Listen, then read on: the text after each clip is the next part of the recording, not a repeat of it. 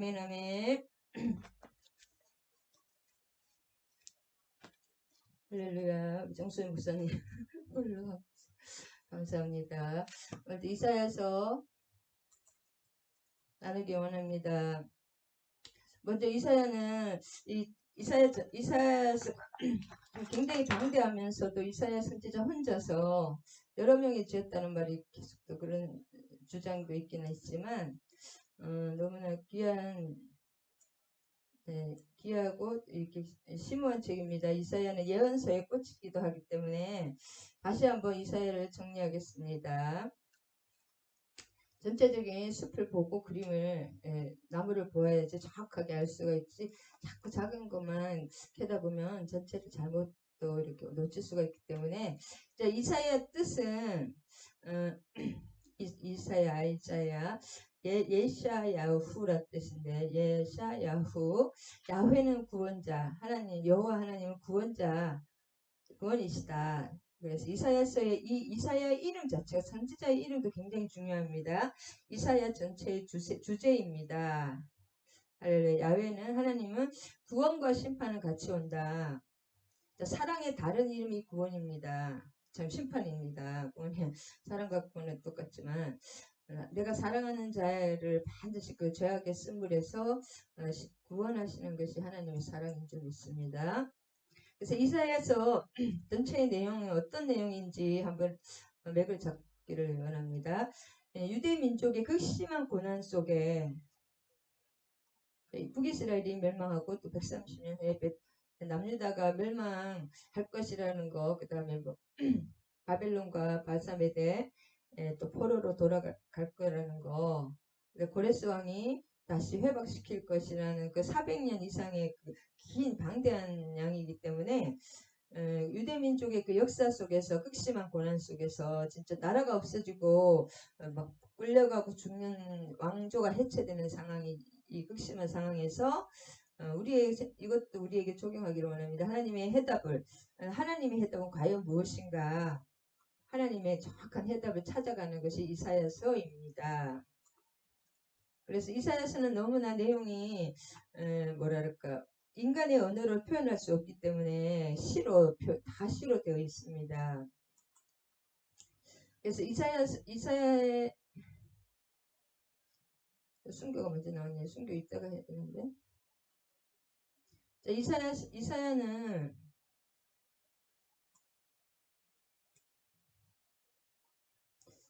순서가 바뀌었거든요.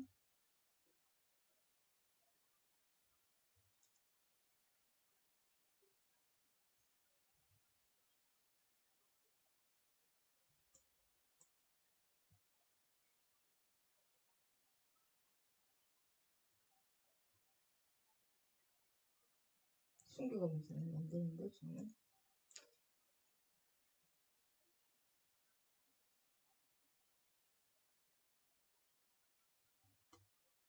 자, 이사야는 누구의 아들이냐면은 우시야 왕의 동생의 아들이기 때문에 우시야 왕과는 사촌이라 그러죠. 그리고 이제 문하세 자기 조카라 그래야 되나? 조카에게 당했는데 그랬습니다. 그래서 이사야가 굉장히 왕궁에 자기도 왕자였기 때문에 마음대로 이렇게 왔다 갔다 할 수가 있었다. 왕궁 출입을 마음대로 할 수 있었고 왕에게 지검을 할 수 있었다. 그래서 나중에 온전한 이 므낫세 시대의 므낫세와 아스가 굉장히 악했는데 악한 그 이방 선지자들을 가까이 하고 참 선지자들을 멀리해서 또 주변에 계속 그 반역으로 몰았습니다. 악한 선지자들이. 그래서 그 도망간 이사야를 그 나무가 숨겨줬는데 그래서 군인들이 다 철수했는데 그 므낫세가 그 말을 듣고 다시 나무를 잘라가지고 톱으로 잘라 켜서 숨겨했습니다. 이게 먼저 나왔네요.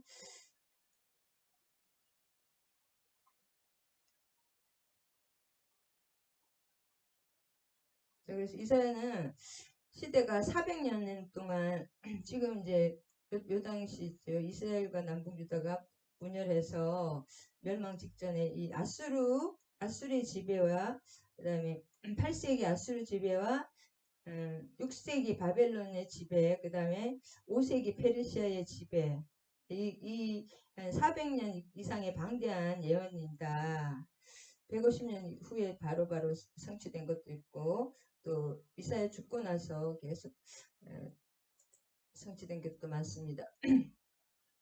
그래서 이사야에서는 두 개의 큰 전쟁이 있는데 이 전쟁에 의해서 모든 그 내러티브가 이루어지는데 맨 처음 7장과 9장에 나오는 시리아, 에브라임, 북이스라엘과 아람의 연합군이 유다 아수왕을 734에 침입한 남유다 침공 사건이 큰 전쟁이 하나 있었고, 그 다음에 그 아들 아하스왕의 아들 히스기야 때 아시리아가 이미 이제 점령했고 사네립의 1, 2차 1차에는 금까지 싹싹 긁어주는데 2차에 그렇다고 백성들이 이겼다 굉장히 좋아했거든요. 그 아시리아가 물러갔다고 어쨌든. 근데 그때 이 이사야 선지자는 그것을 환상으로 이제 앞으로 더 나빠질 것을 알고 눈물을 흘리고 있었습니다. 남들은 막 잔치할 때 이사야는 울고 있었거든요. 2차 아시리아 의해서 어마어마하게 또 고난을 받는 것을 알기 때문에 나라가 그때 이스기야 왕 때 나라가 다 해방된 것이 아니라 다 점령이 되고 라기스와 예루살렘만 점령이 안 되고 완전히 뺑뺑 에워싼 그 상태였기 때문에 또 므낫세 때는 더 나빴다고 또 할 수도 있겠습니다. 그래서 8세기 유다 사회는 유다 종교 지금하고 똑같습니다. 8세기 유다 종교적 상황을 보면 하나님의 율법을 불순종하고 그 아수르라든지 애굽, 신아수르, 친애굽 여러 가지 파로 또 나누어지고 아수르가 굉장히 정치 종교적으로 압박을 했습니다. 그래서 우상 숭배 혼합 종교를 강요를 했고 그것을 또 순순히 받아들였다. 그 다음에 정치적인 갈등을 계속 초래해가지고 분열과 갈등을 초래해서 하나님은 우리를 버렸다. 우리는 정치적인 해석을 그 해결책을 찾아야 된다는 그런 파와 또 우리는 이 성전은 어떤 일이 있어도 하나님이 보호하신다. 그 두 파로 나누고 신애굽, 신하수로 반애굽, 반하수를 여러 파로 나눴습니다. 그래서 이사야는 25년간 은둔 생활을 할 수밖에 없었는데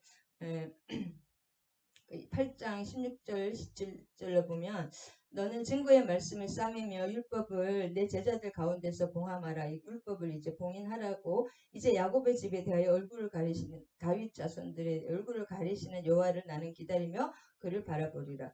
아하스도 굉장히 이제 그 악한 느미름 그 우상 선지자들을 다 우상을 또 재단에 모셔놓고 우상 선지자들을 같이 했기 때문에 더 이상 활동할 수가 없었습니다. 아스 때도.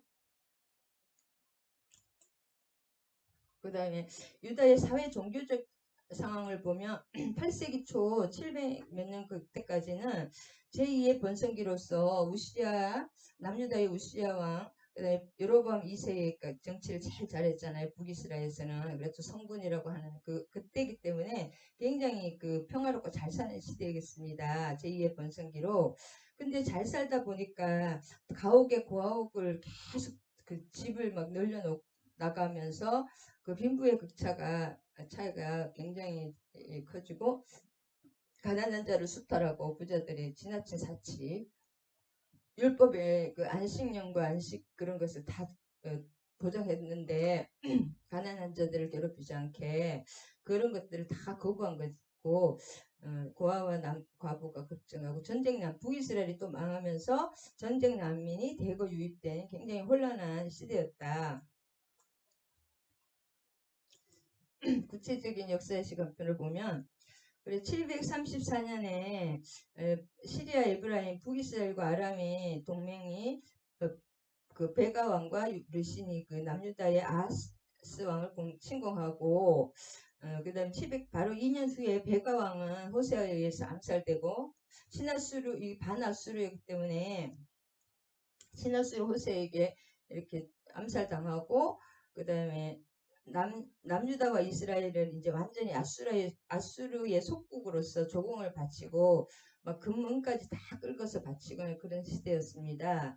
그 다음에 722년에는 북이스라엘이 이제 호세아가 바나수르 정책을 치면서 조공을 거부했기 때문에 살만에셀에 의해서 멸망하는 그런 상황입니다. 최악의 상황이 됐고 그 난민들이 대거 또 남유다로 쏟아졌다. 근데 그 와중에서도 이게 진짜 잘한 것인지 되게 긍정적으로 봐야 되는지 부정적으로 봐야 될지 모르겠지만 날마다 제사 상번제와 안식일과 삼번제와 절기는 한 번도 빠지지 않고 제사가 드려지고 있었다. 그것이 참 아이러니. 하나님을 버리지 않았기 때문에 그래도 그나마 하나님의 진짜 형식뿐이었지만 하나님을 버리지 않았던 그런 것을 감사를 해야 되는지 이렇게 예배를 빠지지 않고 이렇게 하면서도 그 혼합주의로 온전히 그 삶과 예배가 따로따로 놀았거든요. 착취하고 가난한 사람을 도와주라 그랬는데 하나님 착취하고 율법을 전혀 지키지 않았습니다. 삶에서. 그렇기 때문에 진짜 이 아이러니 한다고 했죠. 망할 때까지 이게 제사가 한 번도 걸러진 적이 없다고 합니다.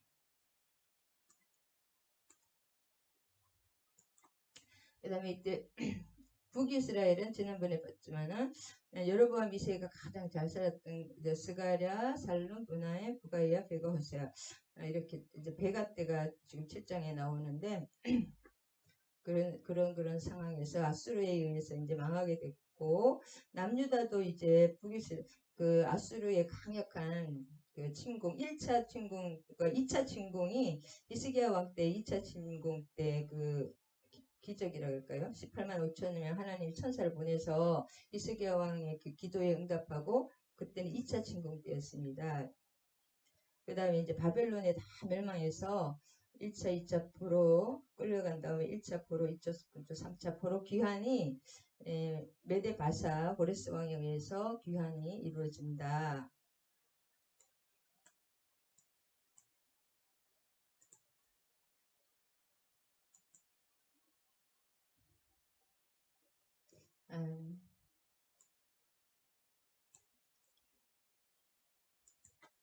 그래서 이제 11절, 21장을 먼저 보면 21장을 먼저 보면 성경 이사야서는 신구약을 다 총망라해서 그 신구약의 모든 그런 것들이 함축되어 있기 때문에 이사야를 뚫으면 신구약을 다 이렇게 한꺼번에 알 수가 있습니다. 그래서 이사야는 신약에서 가장 많이 이용된 책이고 그 다음에 지금도 53장의 예수 그리스도에 대한 그 장은 유대교에서 잘 읽기를 꺼려 한다고 합니다. 구약을 열심히 읽잖아요. 유대교에서. 근데 예수님의 정확한 예수님에 대한 상징이 53장 같은 거를 굉장히 유대교에서 꺼린다고 합니다. 그 다음에 극심한 위기에서 어떻게 하나님을 찾아가는가. 우리의 지금 현실하고 똑같습니다. 지금도 나날이 이제 여러 가지 어려움이 있을 텐데 빈부격차가 심해고 그 물질화가 고도화되면서 사람들이 살기는 더 힘들어지는 게 있잖아요. 그래서 하나님을 어떻게 이런 위기에서 찾아가는가. 신구약 전체를 이사야서는 신구약 전체를 관통하는 종말론적인 그런 문이 열리는 책입니다. 그러니까 창세기에서 요한계시록이 다 들어있다 이 속에. 그래서 참 소중하면서도 또 이렇게 백 잡기가 또 생각보다 어려운 책입니다. 할렐루야. 자, 그래서 오늘은 21장 21장 선지자의 환상으로 시작되는데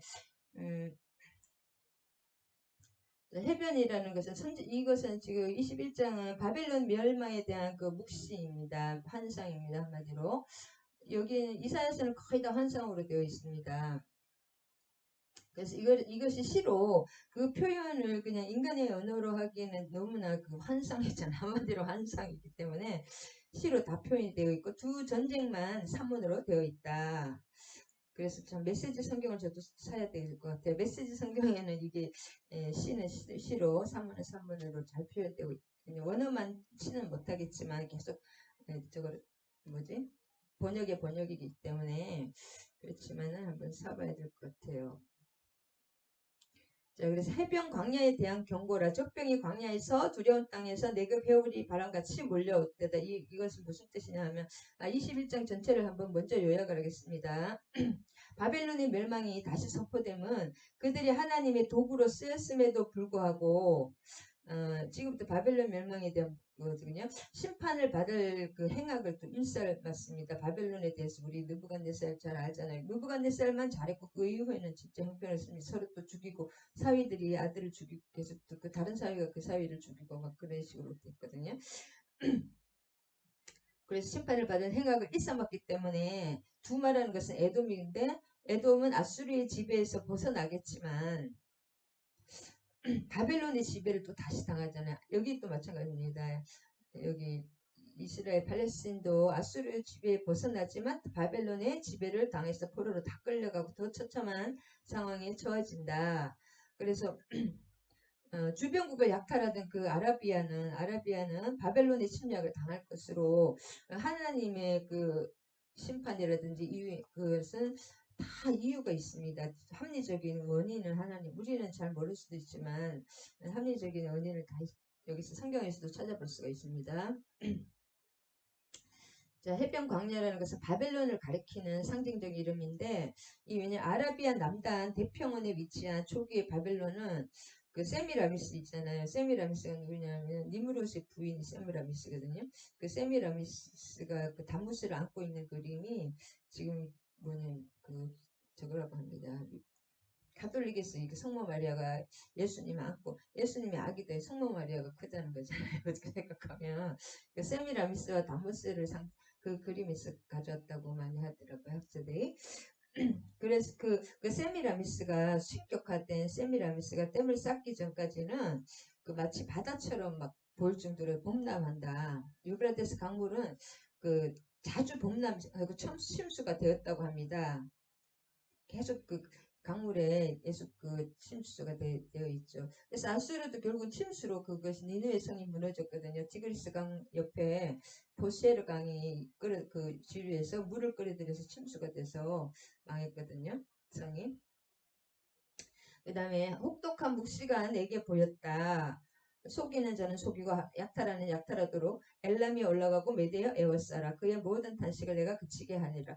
혹독 이게 이사야가 보기에는 너무나 살떨리는 그 환상이에요. 환상도 하나님이 좋은 거 보여줄 때 너무 좋지만 그 너무 끔찍한 자기 백성이 완전히 그렇게 수탈당한 안 좋은 거 보면은 너무 그러니까 괴롭잖아요. 혹독한 걸 보는 사람에게 진짜 혹독하잖아요. 그다음에 엘람과 적병은 이제 엘람과 메대가 뭐냐면은 엘람은 바사 제국을 말합니다. 원래 엘람이 바사 제국의 흡수가 됐거든요. 근데 히브리에서는 엘람이 익숙하다고 합니다. 그래서 바사 페르시아 대신 엘람이라고 계속 나온다고 합니다. 그 다음에 메대는 알죠? 메대. 그 다음에 혹독한 묵시는 그래서 이 묵시 자체가 이사야가 견딜 수 없을 정도로 무겁다. 카샤라고 하는데 견딜 수 없을 정도로 좀 잔인하고 무겁잖아요. 그 얘기 혹독하다. 그 얘기입니다. 이 엘람이라는 것은 창세기 11장 1절에 나옵니다. 그 다음에 바사메대는 539에 주전 539에 고레스 주도하에 바벨론을 점령했잖아요. 그 얘기입니다. 그 얘기. 바벨론이 지금 완전히 또 그 바벨론에 많은 이주민들이 있었잖아요. 그 사람들도 똑같은 이런 걸 당하니까. 그 다음에 이 극심한 요통, 허리가 그렇게 아프고, 왜냐 아기 날 때 막 허리 아프고 해산에 임박한 그런 고통이 이사야에게 찾아온 것입니다. 내가 괴로워서 듣지 못하면 놀라워서 보지 못하다. 그렇게 막 사람이 진짜 살육당하는 그런 모습을 보니까 자기 백성도 똑같이 거기 바벨론에 있잖아요. 바벨론 좀 아수르에 그 바벨론이 다 침략 그 보니까 마음의 진동을 야기한다는 게 너무 그 괴로워서 진짜 아기 낳는 여자처럼 그렇게 고통이 허리도 아프고 마음이 그 아픈 거예요. 마음이 막 살이 떨릴 정도로 마음이 아픈 것입니다. 그 다음에 여기는 그래서 내 마음이 어지럽고 두려움이 나를 놀라게 해요. 너무 놀랐을까. 이사야 선지자도 참 안 됐어. 희망의 서광이 변하여 내게 떨립니다. 희망의 서광이는 나의 기쁨의 저녁입니다. 그래서 저녁에는 안식하잖아요. 그것까지 이제는 두려움으로 저녁에 집에 퇴근해서도 안식을 못하고 두려움에 떨게 된다는 것입니다. 이 환상과 그래서 도저히 듣지 못하겠고 보지 못하겠다. 이 3장에 그렇게 나오죠. 3절에 그들이 식탁을 베풀고 이제 쭉 이렇게 막 이렇게 이렇게 하는다는 거죠. 방패의 기름을 이제 출정 준비를 하라는 거죠. 그 사람들이 공격하니까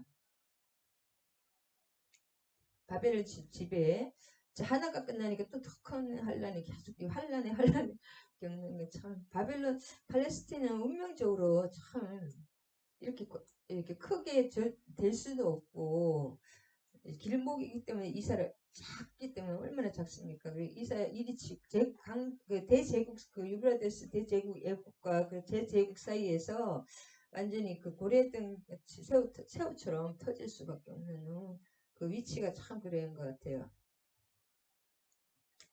바벨론의 대연애 장면입니다. 5절은.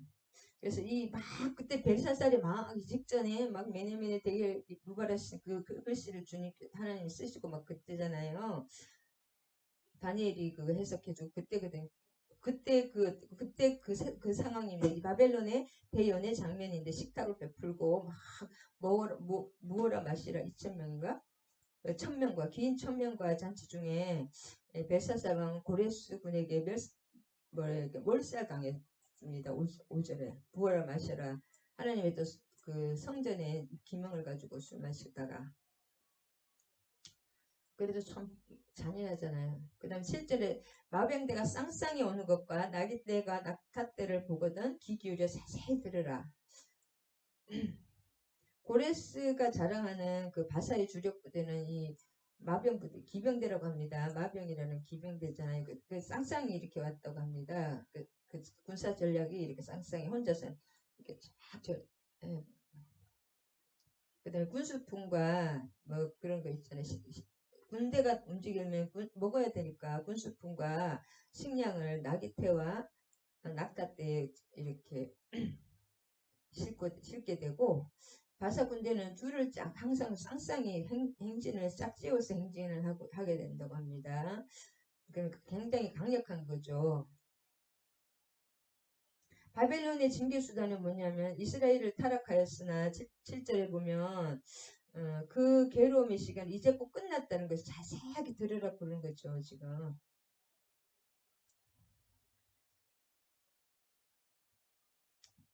그 다음에 파수꾼이 부르짖기를 낮에 망대가 있고 밤에 새도록 결국은 이제 그 바벨론의 멸망이 선포되는 것입니다. 이 전체 주제는 그 다음에 마병대가 쌍쌍이 오나이다. 바벨론이 조각한 이게 마병대 고레스죠. 고레스의 마병대가 바벨론을 멸망시킨 것입니다. 참 내가 착각했네요. 바벨론이 고레스에 의해서 멸망하는 과정입니다.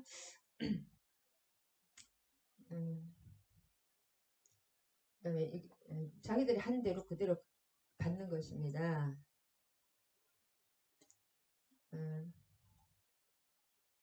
두마라는 것은 그 재난이라 두마에 대한 경고인데 밤은 재난을 뜻하고 그 아수르에 의한 압제의 밤이 끝나고 아침이 찾아오지만 다시 바벨론이 나타나서 두마를 또 지배한다는 그런 내용이기도 합니다. 이게 아수르와 바벨론이 막 혼재돼서 나타나네요. 그다음에 파수꾼이 이렇게 뭔가 전쟁이 일어난다는 거고 13절에 아라비아 경고인데 드단 대상들이요. 아라비아 숯불에서 유수가 그러니까 아라비아 숯불에 숨으라는 거죠. 전쟁이 났으니까. 이 드단 대상은 뭐냐면 에돔과 이웃 족속인데 에돔의 이웃인데 낙타를 끌고 이렇게 무역을 하는 두로를 오가는 원거리 그 상업이라고 합니다. 상업하는 사람들.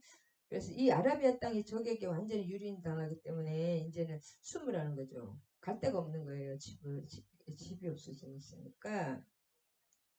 그 다음에 대마도 아라비아 북부 땅이고 이게 뭐냐면 대마 그러니까 하여튼 도피자들의 비참함을 강조하는 것입니다. 떡을 가지고 막 주라는 거죠. 이제 돌아갈 집도 없고 가면 죽으니까.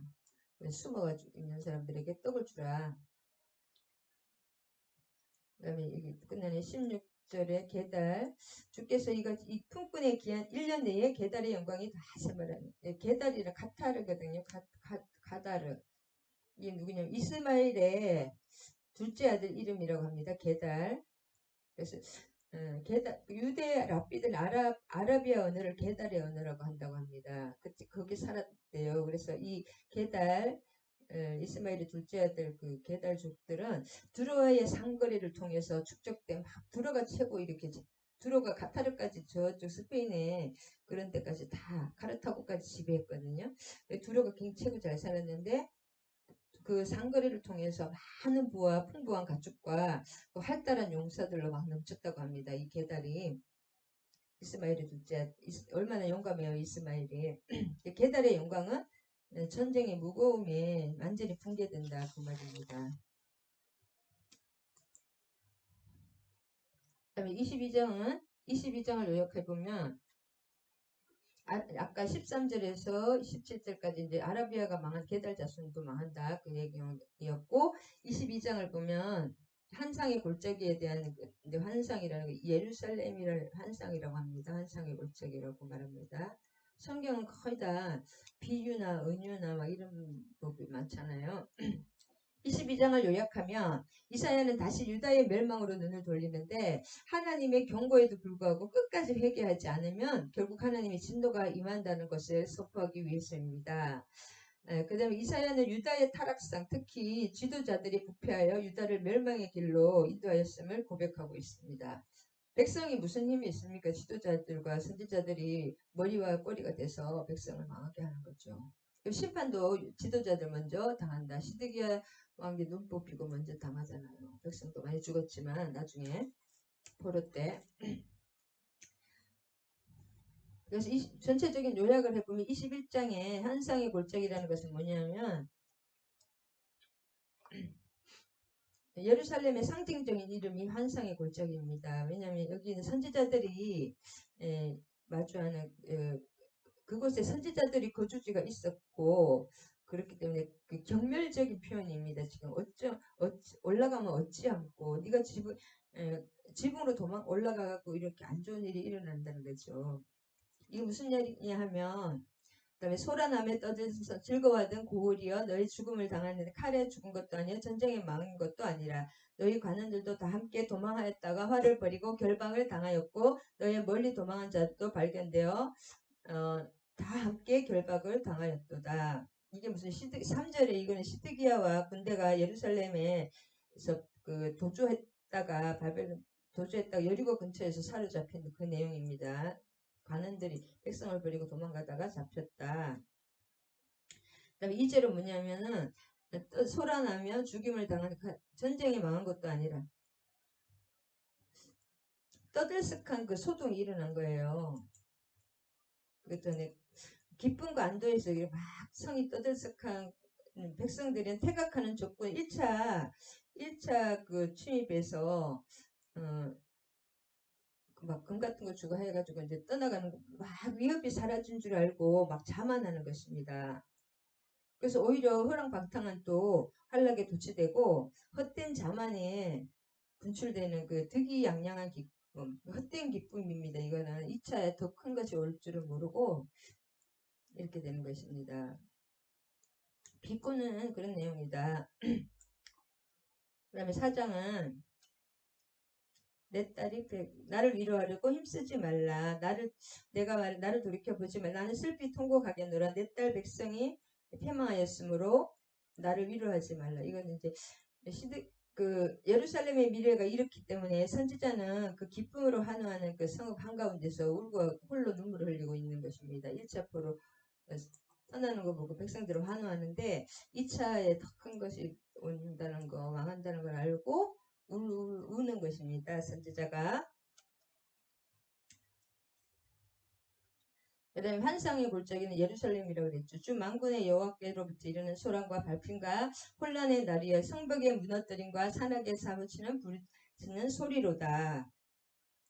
두 소리라는 것은 뭐냐, 성벽이 막 적군의 공격을 받아 무너지는 거고, 이게 좀 이사야가 다 환상으로 보는 거 있잖아요.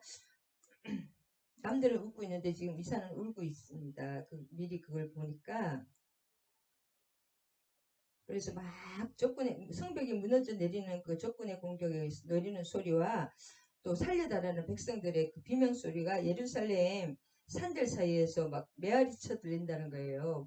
산악 사이에 부르짖는 소리로다. 막 사람들이 소리 지르는 막 그 산악에 울리는 그 소리, 그것을 말한다.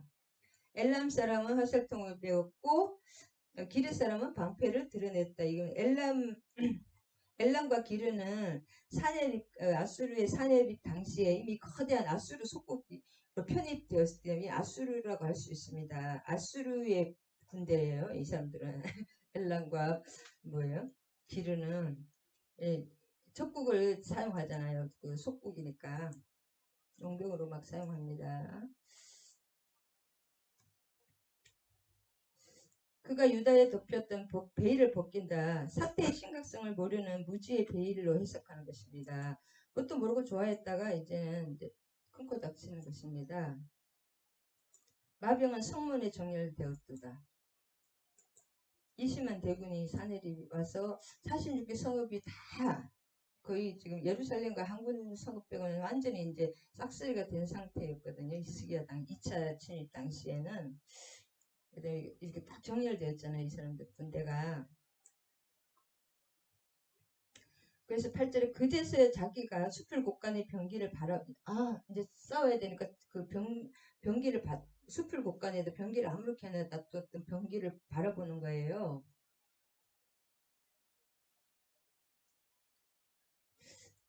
그래서 그제서야 얼마나 위급한 상황에 놓여 있는가를 알게 되는 거예요. 이미 당황하면서. 늦었죠, 이미 그때는. 그러나 이 깨달음이 그다음 이렇게 하나님 앞으로 회개하는 것이 아니라 이르지 못하고 그냥 쓸데없게 되는 것입니다. 그래서 그들이 할 수 있는 것은 기도하면서 이렇게 회개하면서 기도하면서 이렇게 해야 되는데 병기를 막 이렇게 꺼내는 그것뿐이었다. 그 다음에 아랫못의 물도 너희가 다윗성에 무너진 것이 많은 것도 보며 아랫못의 물도 모으며 이제 포위를 이게 성들이 그 많은 성읍들이 다 이렇게 뺏겼으니까 포위되고 적군에 함락됐으니까 또 예루살렘과 남아있는 그 성들도 포위를 대비하여 물 부족 식량과 물이 제일 중요하잖아요. 성은 항상 포위하니까. 그래서 흰눈 골짜기라고 하면 흰눈 골짜기에 남아있는 저수지 그거 물을 모으는 거죠. 이제 전쟁 준비를 하는 것입니다.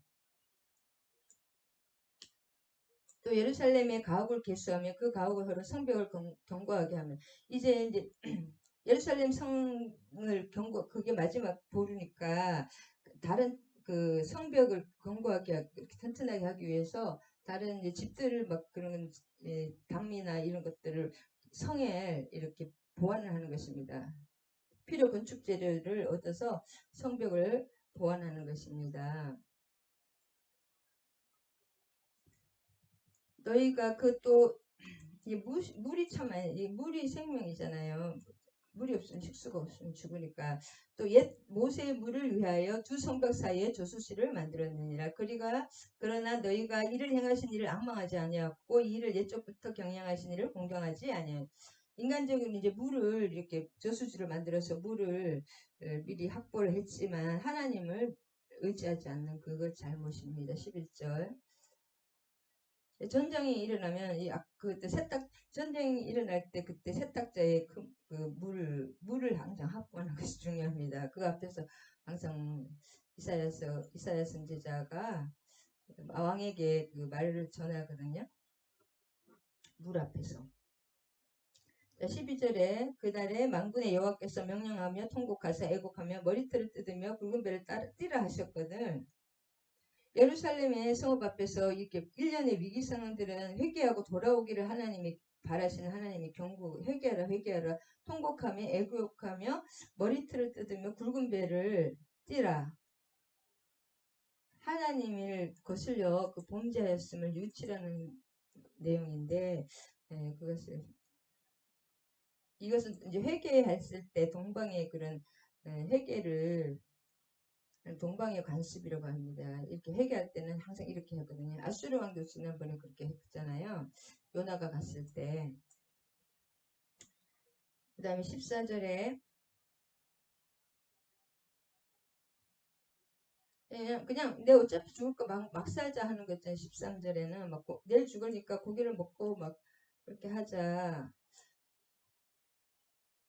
만군의 여호와께서 친히 내 귀에 들려 이르시 진실로 이 죄악은 너희가 죽기까지 용서하지 못하리라 하셨느라 만군의 주 만군의 여호와의 말씀이 만군의 여호와가 앞뒤로 숨이 쌍가법이죠. 앞뒤로 하나님께서 딱 이렇게 말씀하시는데 회개를 거부한 백성들은 하나님의 그 용서하심을 절대로 맛볼 수 없음을 말하는 것입니다. 만군이라는 건 싸움과 심판의 하나님이죠. 적군에게는 또 구원이 하나님이지만 나를 심판할 때는 내가 심판당하는 것입니다.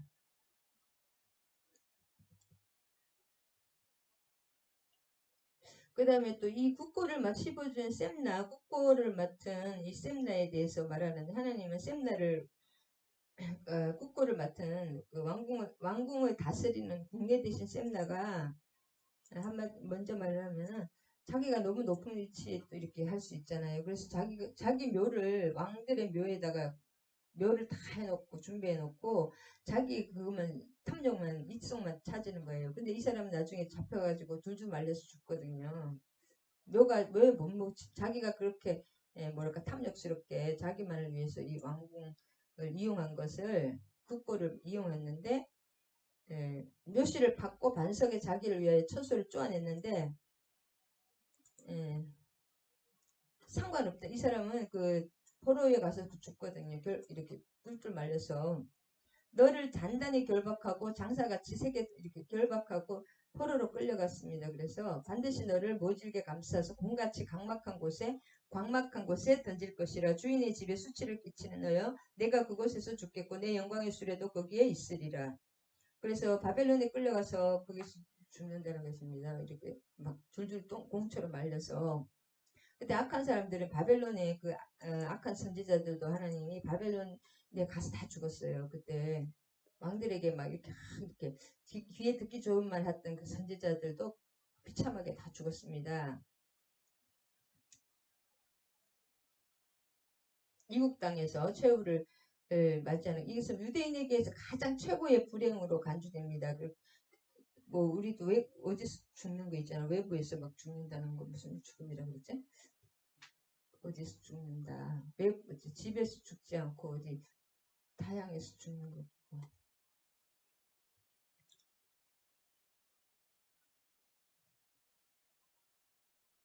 그래서 이 셈나이가 자기를 영광에 이 자체가 왕궁의 부끄러움이고 자신의 영달을 쫓아가면 반드시 욕과 멸시가 옵니다. 자기 할 일을 나라를 백성을 보살피고 왕을 세우라고 했는데 자기의 영달만을 위해서 그것을 쫓아갔기 때문에 욕과 멸시가 온다. 하나님은 이거는 변치 않습니다. 지금도 마찬가지입니다. 지금 정치인들이 자기의 그 욕과 그 뭐지 영달을 찾아가잖아요. 자기의 탐욕을 자기 이익을 찾아가는 사람들은 꼭 그 정권이 바뀌어도 나중에 언젠가는 그 탈로가 나왔더라고요. 그 다음에 열쇠 이 사람이 귀참하게 죽는다는 것입니다. 또 내가 다윗의 열쇠를 집에 월세를 준다고 했죠. 누구에게 주냐면 그 앞에 엘리야김에게 준다는 것이죠. 엘리야김은 이제 왕을 삼았잖아요. 하나님이. 그런데 이 엘리야김도 또 어떻게 되냐. 못은 못인데 잘 박힌 못인데 나중에 못이 녹슬어서 다 떨어진다는 거죠. 25절에 보면 하나님이 선택했는데 그 잘하지 않고 이 사람도 이 사람 모든 영광이 모세 후손과 족속과 종주로부터 모든 항아리까지 모든 그릇들이 모든 사람들이 다 깨진다는 거예요. 이 못이 녹슬어가지고 왜 그러냐면 이 사람은 많은 학자들이 엘리야김이 자기 친족을 등용하여 족벌 정치를 행사하다가 그 죄로 인해서 다 파멸의 길을 다 죽게 된다는 거죠. 파멸의 길을 다 겪게 되었다. 그게 뭐냐면 25절에 만군의 여호와께서 이르시되 그날에 단단한 못에 박혔던 못이 사거리니 그 엘리야김이 부패를 했다는 거죠. 못이 사가가지고 못에 걸린 물건들이 다 부스러지듯이 이 친족들이 다 족벌정치 하다가 다 패망한다는 그런 내용입니다. 할렐루야. 너무 자세하게 23장입니다. 23장을 요약하면 두로와 시돈에 대한 두로와 시돈이 굉장히 잘 살았습니다. 다시스, 스페인의 다시스, 타르시스 있잖아요. 그것까지 다 두로의 엄청난 그 속국이었거든요. 지금 대영 제국이 막 그런 속국이 많듯이 두로의 속국이 많았는데 굉장히 잘 살았습니다. 이 국제 무역 두로가 해상 무역을 해서 이집트에서 곡식을 팔고 여기 서로 이렇게 해상 무역을 해서 잘 살았는데 두로와 시돈이 어떻게 되냐면 13장에서부터 계속된 열방에 대한 그 예언이 두로의 몰락과 또 하나님 두로를 또 회복시키시는데 회복에 관한 그 본문의 23장의 예언으로 잠시 일단락됩니다. 그래서 당시 두로는 무역으로 부를 누렸지만 이 번영이 하나님 앞에서 그들을 교만하게 만들었습니다. 그 두로의 히람 왕이 그 예루살렘 솔로몬의 성전에 다 그걸 했잖아요. 어마어마하게 다 자기가 막 그 레바논의 그 백향목이고 모든 그런 거 다 실험이 됐듯이 그만큼 번영했다는 거예요. 근데 교만하게 만들었고 그로 인해서 멸망하게 된다는 것입니다. 그 후반부로는 장차 두로가 회개하고 하나님께로 돌아올 것이라는 것을 예언하는 것이다. 그 다음에 다시스의 베드라 타르시스의 이게 뭐냐면 스페인의 다르시스 스페인의 이 무역강도 두로의 다 속국이었거든요. 너희는 슬피 부르짖을지어다 두로가 황무하여 집이 없고 들어갈 곳도 없고 소식이 기띔에서부터 그들에게 전파되었으므라. 자, 산과 바다로 둘러싸였잖아요. 두로는 이 지중해 예루살렘 서쪽에 이제 팔레스틴 서쪽에 붙어 있잖아요. 위로.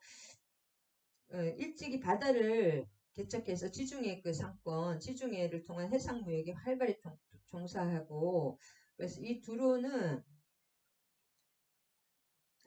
두로와 자매는 이제 자매잖아요. 시도는 같은 페니키아 그 인데 워낙 이 뭐랄까 도시 하나하나가 엄청나게 잘 살기 때문에 그냥 독립적인 그런 게 많았거든요. 그래서 두로와 시도는 자매 그 나라였고 이 두로와 시돈이 너무 잘 살고 또 이렇게 그 부가 간뜩 쌓아놓기 때문에 5번의 공격을 받았는데 처음에 바사 페르시아의 아타르크세르크스에게 공격을 받았고 2번은 아수르의 느부갓네살에 의해서 공격을 받았는데 두로는 왜 여기만 있는 것이 아니라 섬나라가 따로 있었기 때문에 누가 공격하면 이쪽으로 섬으로 다 옮겼기 때문에 이 피해를 적게 입었습니다. 근데 또 한 번 바사의 그 3세에 의해서 바사의 왕에게 또 한 번, 그러니까 바사의 2번, 아수르의 2번, 느부갓네살 2번 공격을 받았고 그랬어도 무사했는데 마지막에는 어떻게 했냐? 마케도니 알렉산드 왕의 그 섬과 섬과 그 물이 있잖아요. 그 땅과 섬 사이에 물 있잖아요. 섬나라에 그걸 물을 여기 다 흙으로 메워가지고 그래서 그 알렉산드에게 침략을 이렇게 속국이 됐습니다.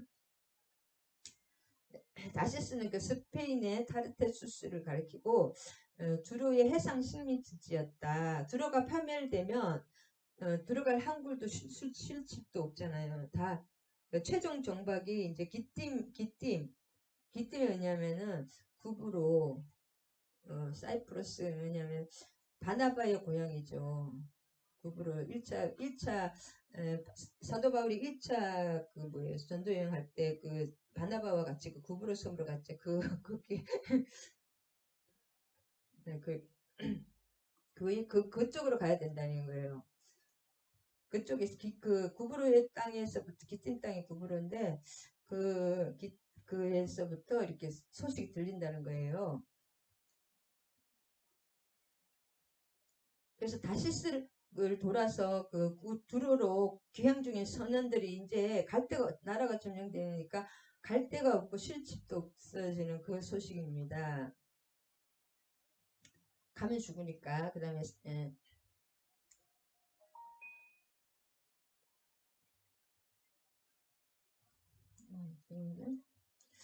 그 다음에 바다에 왕래하는 시돈 상인들로 말미암아 부유하게 된 너희 주민들아. 그러니까 바다에서 해상 무역으로 잘 살았다는 것입니다. 그 다음에 이들은 3절에 고대 세계에서 시홀의 곡식 나일의 주수를 큰 물로 수송하여 들였더니 열국의 시장이 되었더라. 시홀이라는 것은 뭘 뜻하냐면은 이 나일을 뜻한 나일강을 시홀이라고 합니다. 그러니까 이집트라는 거죠. 이집트는 나일강으로부터 비롯되니까 나일강 원래 예오르의 히브리식 발음이 시홀입니다. 시홀. 그래서 이게 시홀과 나일이 똑같은 말인데 어느 나라 히브리 말로 시홀이거든요. 시홀 나일의 주수를 물로 수정하면 그 곡식 어마어마한 곡식들을 이렇게 팔고 돈을 엄청 벌었던 거예요. 드로가 시돈도 마찬가지고 시돈이여 너는 부끄러워할지어다 바다의 요소가 나는 상고를 겪지 못하였으며 출산하지 못하였으며 청년들을 양육하여도 처녀들을 생육하지도 못하였다 함이라.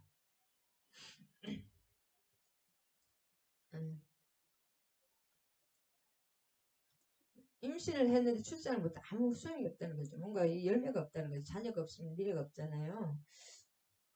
그러면 또 처녀도 없고 청년도 없잖아요. 그 얘기는 미래가 없다. 헌일을 했다 이거죠. 다 뺏기니까. 그러면 그래서 애국도 왜냐면 애국도 두로이가 해줘야지 자기 그걸 농작물을 팔 수가 있으니까 두로가 망하면 애국도 망하는. 지금도 우리가 뭐예요? 우크라이나의 그 곡창지대가 지금 수출을 못하니까 곡물이 엄청 올라가고 기름값이 엄청 올라가잖아요. 그런 것처럼 서로 연결돼 있다는 것입니다. 이때만 해도 벌써. 왜냐면 이게 무역이니까.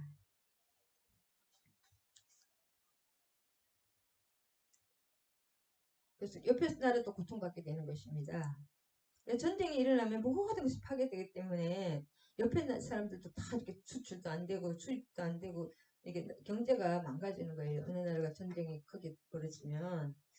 그리고 다 부셔지니까 뭐 팔 건 없고 다 망가지는 것입니다. 알렉산더 왕은 두로를 포위한 그 유사한 광경입니다. 알렉산더 왕이 너희는 다시스로 건너갈지어다 해변 주민아 너희는 슬피 부를지어다. 두로가 다른 그 섬나라가 따로 있어가지고 굉장히 안전했는데 여기서 공격하면 이쪽으로 싹 우리나라 옛날에 선조 대왕이 어디로 저기 섬으로 강화도로 왕이 이제 선조인지 모르겠네.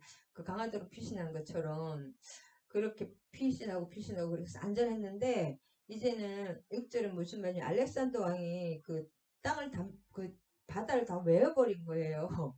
그래가지고 함락을 해버리기 때문에 울어야 된다는 거예요. 해변 주민아 슬피 울어라. 망했다. 그래서 이게 늙은이와 부녀자와 두로의 어린아이들 모두 어디로 갔냐면 페니키아의 식민지 카르타고로 다 도피했습니다. 카르타고가 나중에 유명하죠. 카르타고를 점령해서 결국은 그 커지잖아요. 카르타고 어마어마하게 그 지중해를 카르타고가 다 먹고 있었는데 그리스와 로마와 알렉산더 이런 사람 그 점령하면서 지중해를 점령하는 그 해안을 점령하는 사람이 그 이거잖아요. 다 그 신센 사람이 점령했다. 나중에 알렉산더가 점령했죠. 다. 그래서 10절에 보면 두로의 패망은 속국들의 또 해방이 됩니다. 이 스페인의 이 다시스는 두로의 속국이었기 때문에 두로가 망하면은 자기들 해방되는 독립의 계기가 된다는 것이죠. 너희를 속박함이 다시는 없으리. 일본이 망하면 우리나라 해방되듯이 이 다시스 그 스페인의 다시스도 오히려 좋은 거예요. 그래가지고 13장에 13절 갈대아 사람의 땅을 보라.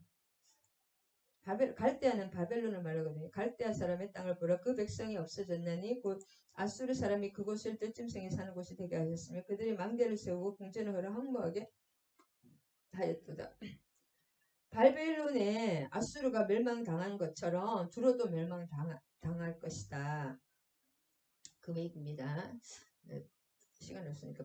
느부갓네살 때 두로이가 13년 동안 포위를 했거든요. 요세푸스에 의하면 그 부왕의 사망 소식을 듣고 이제 그 느부갓네살이 자기 아버지 왕이 사망에 기한할 때 수많은 포로들을 또 끌고 갔습니다. 페니키아에 포로를 끌고 가는 것이 그 바벨론의 특징인 것 같아요. 인재를 등용해가지고 그 인재들을 끌고 괜찮은 사람만 끌고 갑니다. 시원찮은 사람은 안 끌고 가고 그 다음에 이게 14절도 1절의 반복이고 15절에는 기생이라고 두로가 기생이라고 했던데 뭐냐면 두로가 물건을 사고 파는 그 상업도시이기 때문에 각 상업도시로 각광을 받았기 때문에 이렇게 기생으로 비유를 했습니다. 70년 후 다시 근데 이 70년 유다가 70년 후에 해방되듯이 이 두로도 70년 후에 해방될 것이다 그 말입니다. 이스라엘과 똑같잖아요. 이스라엘에 붙어 있으니까.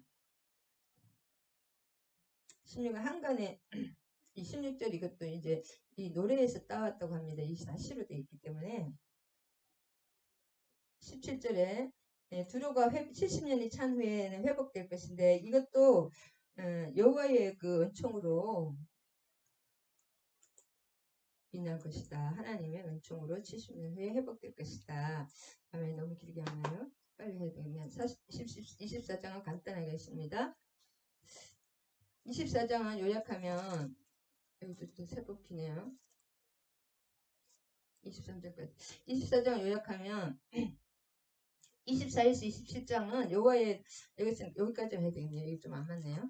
회복의 날을 선포하는 거기 때문에 여기까지 하겠습니다. 할렐루야. 23장까지 하겠습니다. 왜냐면 여기까지 딱 그 챕터가 끝나기 때문에 할렐루야. 그래서 하나님의 여기서 하나님께서 하시고 싶은 말은 이걸 제가 다시 하다가 말하거든요.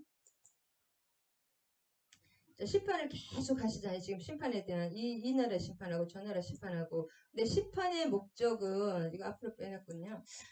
백성을 정결하게 하고 거룩하는 것이 결국 하나님은 구원을 먼저 하는 것이 아니라 구원을 하시기 위해서는 반드시 우리를 정결하고 회복시키고 이렇게 씻는 과정이 필요하다. 그래서 예수를 믿으면 우리가 우리 심령과 모든 것이 하나님께 맞지 않는 육신의 것으로 겉사람으로 둘러싸여 있기 때문에 우리의 그 진짜 심령과 모든 마음과 이런 것들을 하나님으로 다시 다 바꾸는 과정으로 그 깨어지고 씻어지는 과정이다. 그 후에 반드시 하나님은 회복시키시고 구원하신다. 대충 그냥 씻다 말고 구원하시지 않으신다. 그래서 우리가 이 모든 그 삶의 어려움은 결국은 하나님의 사랑하시는 자마다 징계하시는 유기하지 않고 징계하시는 것은 결국은 우리를 회복시키고 하늘의 복의 복을 주신다는 건 뭐예요? 이 땅의 복이 아니고 하늘의 복입니다. 그래서 그 영적인 복, 우리의 유교주의 사상에서 복이라면 장수, 돈과 명예 막 이렇게 물질적인 것을 생각을 하는데 그 마태복음 8장에 복 있는 자의 특징이 이제 팔복, 심령이 가난한 자, 이런 자들은 복이 있도다가 먼저거든. 복이 있도다. 심령이 가난한 자 그렇게 되거든요. 원어에 보면 그럼 어떤 사람이 복이 있느냐? 내 육신 이런 것들, 내 생각과 내 욕심, 탐욕, 인간적인 그런 것들이 다 비워지고 깨끗할 때 하늘의 말씀과 성령을 하늘의 복이 임한다고 하십니다. 하나님이 임하시지 내 끝에서 가득 심령이 부자인 사람에게는 하나님이 들어갈 공간이 없습니다. 심령이 깨끗하게 비워지는 거 내가 비워지는 것이 가장 큰 복입니다. 그 다음에 하나님으로 채워야 되겠죠. 하늘의 복으로. 그다음에 이 땅의 복이 아닙니다. 우리는 항상 무슨 기복주의로 유교주의로 흘러가면 그것이 또 종교 혼합주의가 됩니다. 종교 뭐랄까 섞여버리는 지금 우리 이 땅 우리나라와 지금 여기가 똑같습니다. 이 사람들이 하루도 거르지 않고 예배를 드렸잖아요. 하루도 거르지 않고 예배를 드리고 상번제와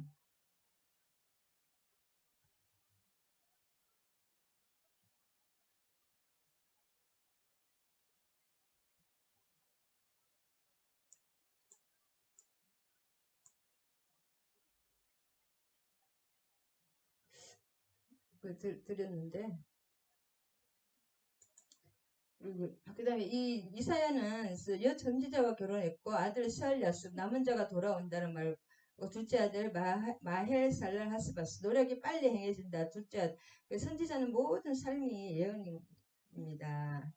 그 다음에 뭐 3년 동안 벗고 다니는 사람도 있었잖아요. 동시에 예언자는 아모스, 호세아 선지자 있고 남유다에는 미가 선지자가 동시대의 예언자입니다. 선지자입니다. 할렐루야. 그래서 우리의 삶 자체가 하나님께 영광 돌리는 귀한 삶이 되게 될 줄 믿습니다. 아멘, 아멘. 그래서 제목을 제가 아까 그거 다시 한번 강조해 보면,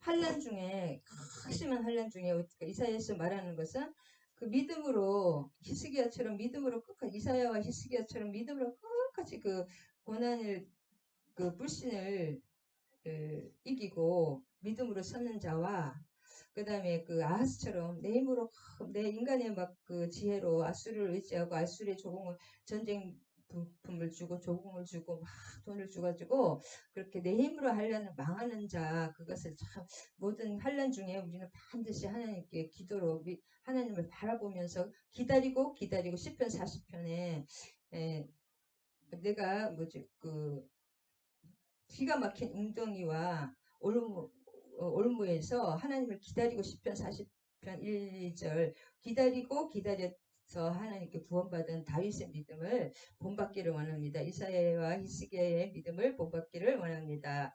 아멘, 아멘. 감사합니다. 주님, 우리가 환란 중에서도 우리가 진짜 이사야의 얼마나 삶에 도저히 불가능하고 내 힘으로 나올 수 없는 터진 웅덩이와 그 올무 같은 그런 힘든 환란 속에서도 믿음으로 서는 자가 되게 하시고 온전히 하나님을 바라보며 기도와 말씀으로 온전히 서는 저와 우리 지체들이 되게 하여 주실 줄 믿습니다. 말씀과 성령으로 온전히 말씀과 기도로 말씀을 바탕으로 기도함으로써 온전히 하나님의 응답을 받아내리고 기도해서 천국을 신호해서 이루어내는 하나님의 뜻을 이루어내는 저와 우리 지체들이 되기를 간절히 예수의 이름으로 선포합니다. 아멘, 아멘. 모든 말씀 예수님의 이름으로 감사드리며 기도드립니다. 할렐루야. 아멘. 주기도문과 축도하심으로 예배 마치겠습니다. 하늘에 계신 우리 아버지여, 이름이 거룩히 여김을 받으시오며 나라가 임하시오며 뜻이 하늘에서 이루어진 것 같이 땅에서도 이루어지이다. 오늘 우리에게 일용할 양식을 주시옵고 우리가 우리에게 죄 지은 자를 사하여 준 것 같이 우리 죄를 사하여 주시옵고 우리를 시험에 들게 하지 마시옵고 다만 악에서 구하시옵소서. 나라와 권세와 영광이 아버지께 영원히 있사옵나이다. 아멘, 아멘. 우리가 이제 한 가지 좀 추가하고 싶은 말씀은 우리가 기도를 했을 때 이사야 또 30장까지 보면 계속 하나님께 묻는 자와 묻지 않는 자, 하나님께 의지하는 자와 의지하지 않는 자, 하나님께 증표를 요구하는 자와 히스기야와 증표 필요 없다는 아하스, 그렇게 나아갔을 때 우리가 하나님께 기도를 하고 하나님께 여쭤보고 하나님께 자꾸 의지하고 맡겼을 때는 그 문제가 어떻게 진짜 내가 생각하기에도 내가 바라지 않는 방향으로 갔다. 또 내가 기도하면 그 문제는 하나님이 책임지십니다. 여러분, 그 엄청난 비밀입니다. 이거. 그래서 기도하는 것이 참 중요한 이유가 모든 문제를 내가 기도하는 순간 그 문제는 내가 책임지지 않았기 때문에 평안하면 됩니다. 감사하며 기뻐하며 찬양하면 그것이 우리의 책임입니다. 감사로 제사를 지니는 자가 나를 영화롭게 하는다. 아멘. 아멘, 아멘. 축도하심으로 예배 마치겠습니다. 이제는 우리 주 예수 그리스도의 한량없는 은혜와 하나님 아버지의 극진하신 사랑과 성령의 감화교통, 강력한 사랑의 내주하심이 함께하신 우리 지체들과 그들의 가정과 자녀 위에 또 부모님 위에 또 우리 정소희 목사님 위에 그들의 자녀들과 가정 또 부모님 위에 이 나라 이민족 위에 이제로부터 영원히 함께하실 것을 축원하옵나이다. 아멘, 아멘. 할렐루야. 사랑하고 축복합니다.